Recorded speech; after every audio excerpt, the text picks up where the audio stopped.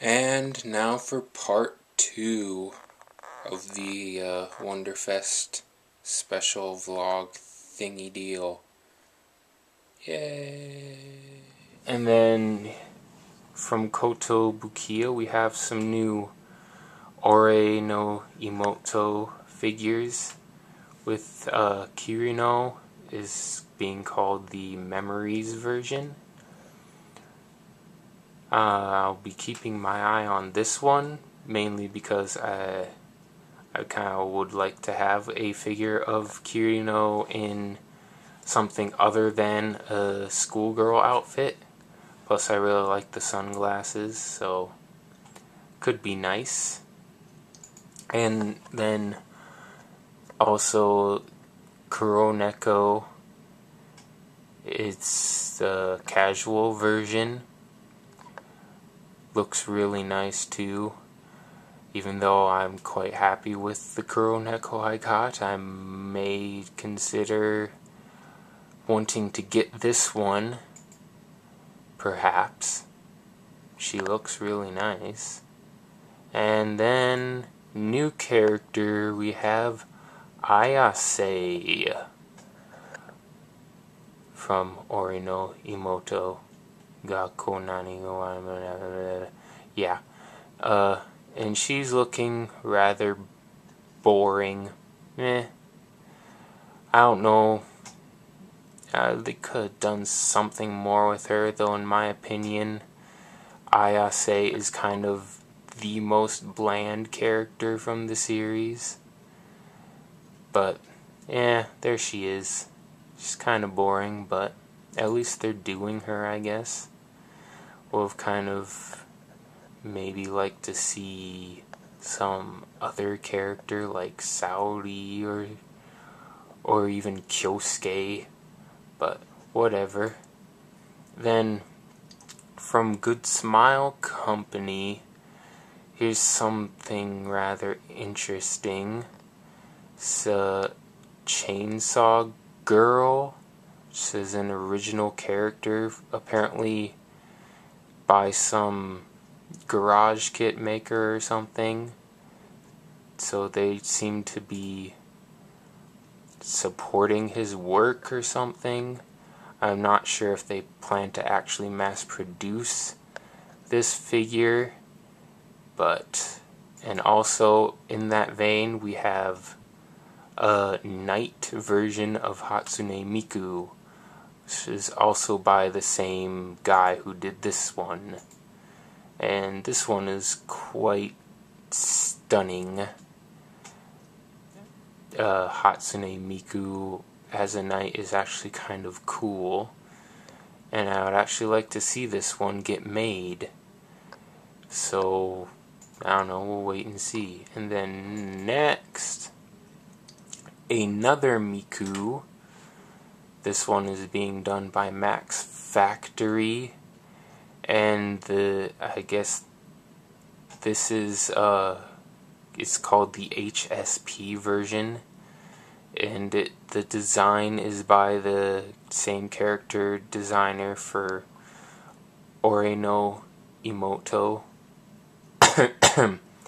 And yeah, it kind of looks like Kirino cosplaying as Miku, so yeah, I kind of like it. I don't know if I'll actually buy it, but I like the keyboard she comes with, and there's that octopus thing that's you always see in Kirino's room.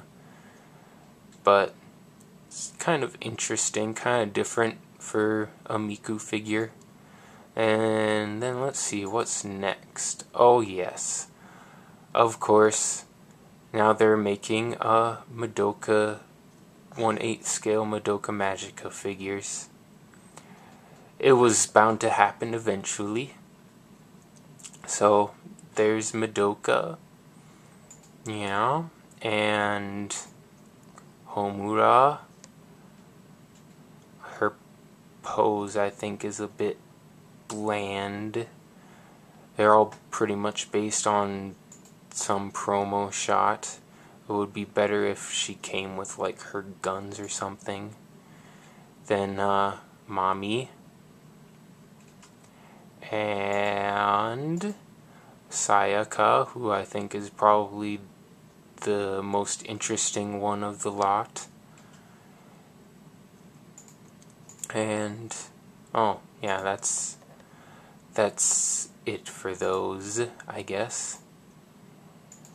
But I don't know if I'll get any of these because I haven't actually seen the series yet, so I've just been kind of picking up the Nendoroids because they look cool. So I'll probably wait until I can actually see the series before I decide if I want to get any of these. Though I do kind of like Sayaka. And then, yes, next is Fate Zero Saber by Good Smile Company. She's riding a motorcycle, and it looks pretty damn cool. Although I'm sure it will be pretty damn expensive if it ever comes out. But it looks pretty awesome. Not sure if I'd ever buy it, but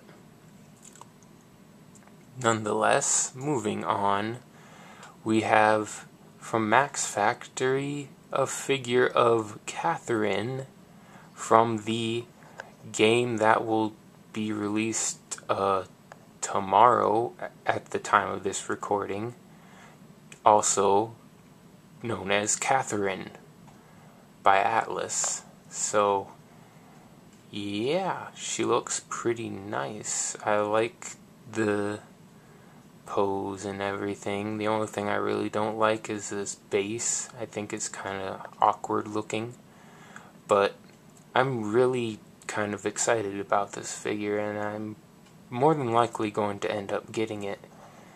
And I played the demo of Catherine last week, and it's a pretty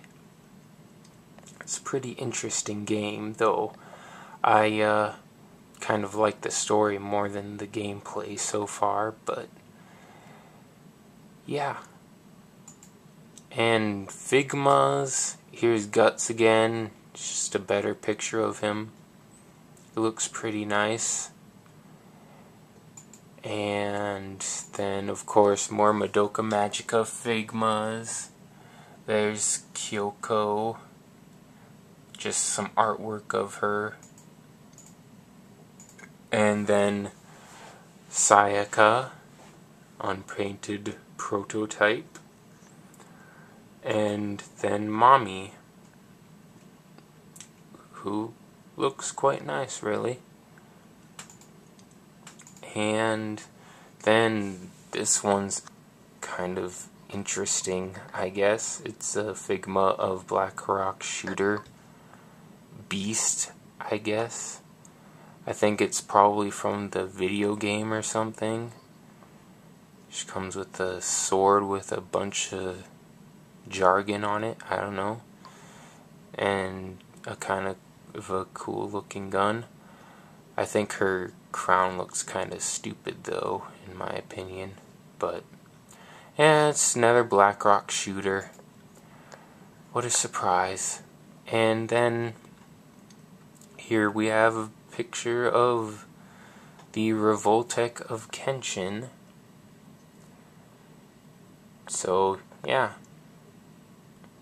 I mean, Revoltechs aren't like amazing quality or anything, but they are fun to play around with, so I'll probably end up getting him. Plus, you know, they're super cheap anyways.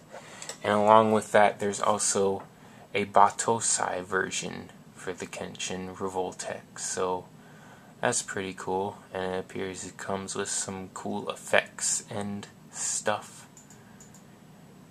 And then on to the Nendoroids. Here is a Nendoroid of, what's it called? Anohimita. That's a long title, I'm not gonna say it. Her name is Honma Meiko. No idea who she is, but you know, if you know who she is, I'm sure you're excited about her. And then From Ore Emo again. It's Ayase again. So, yeah, there you go. I might get her, but it's going to depend heavily on what she comes with, because otherwise she's pretty much just the Kirino Nendoroid with a different head. So hopefully she comes with some cool stuff.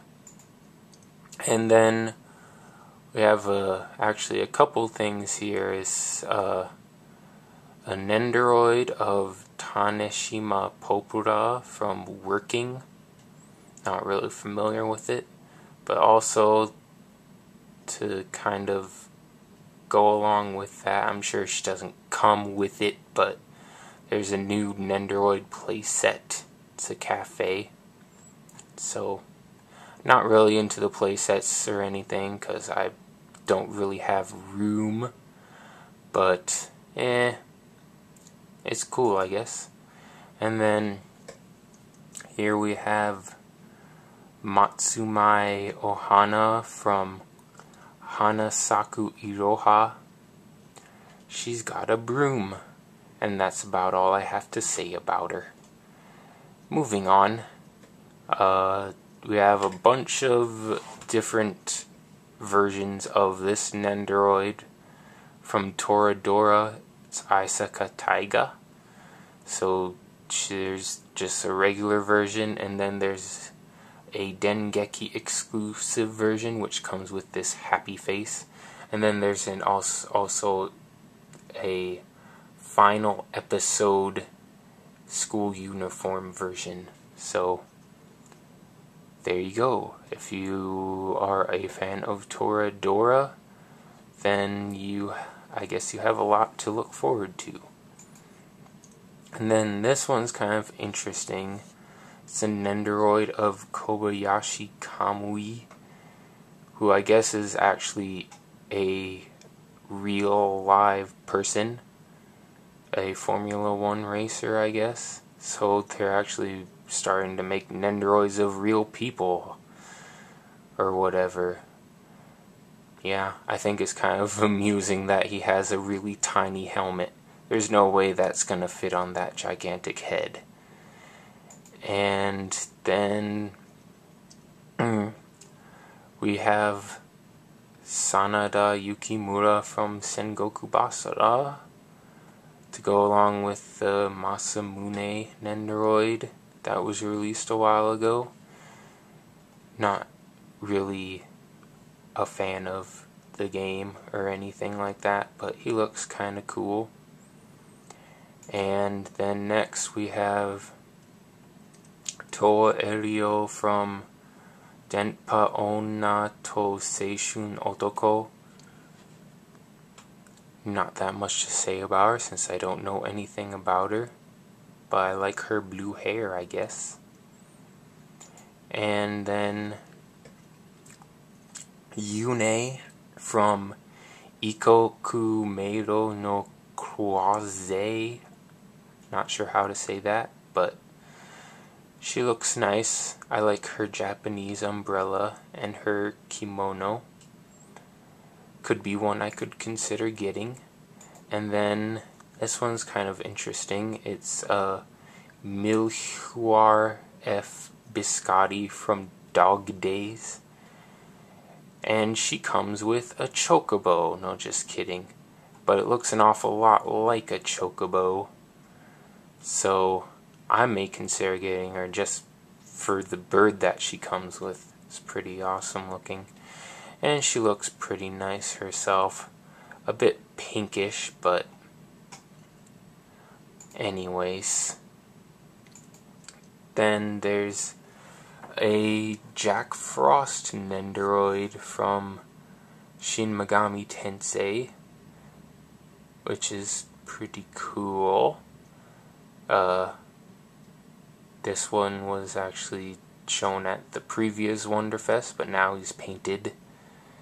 And, you know, it's a bit more, it's kind of unique for a Nendoroid, really. And then next is, oh, who didn't see this one coming from a mile away? It's a Nendoroid of Append Miku. So yeah, there you go. It's another Miku Nendoroid. What a surprise. Who didn't think that they were going to do this? Because, you know, Miku makes them money. But she looks nice, I guess. I'll probably end up getting her, I know that much. They just can't stop me from getting Miku figures, I guess.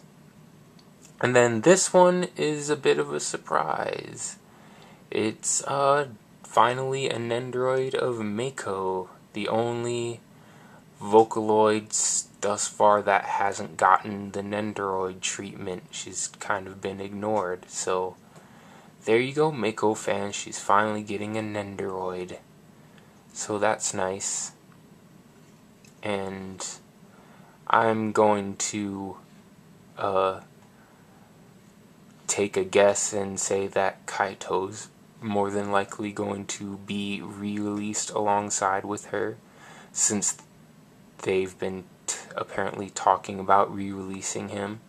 So it would be the perfect time to re-release him, right when Mako comes along. And then here we have the biggest surprise as far as Nendoroids go. It's Sonic the Hedgehog.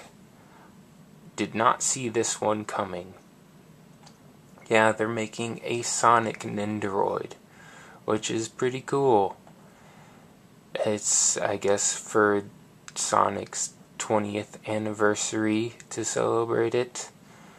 So, even though his games have been quite not good as of late, he hasn't really had very many good games since the Sega Genesis, but I will get him in honor of his older games. And apparently it comes with some sort of, I don't know if that's supposed to be like the checkpoint from the original games, but yeah, I would like to also see Good Smile Company, maybe an Nendoroid of Mario, if at all possible, would be pretty damn awesome. And you know who else is having an anniversary this year? Zelda 25th anniversary. You could maybe make a Nendoroid of Link, perhaps. Yeah, that would be pretty damn cool. You could just think of all the stuff he could come with. But, yeah, that's about it for this week. Wow, this is probably going to have to go into multiple parts because the timer is now at almost 36 minutes.